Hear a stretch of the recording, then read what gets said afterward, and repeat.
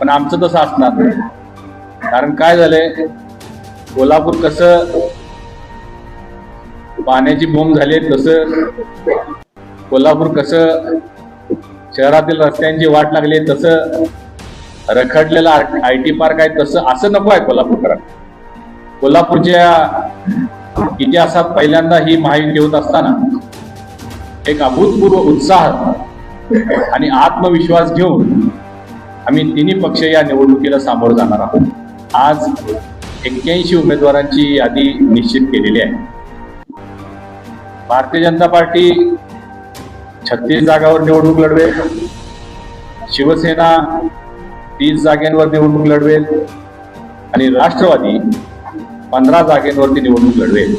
महाराष्ट्रातील ताज्या घडामोडी पाहण्यासाठी लाईव्ह 24 तास न्यूज चॅनलला सबस्क्राईब करा आणि बेल आयकॉनवर क्लिक करा.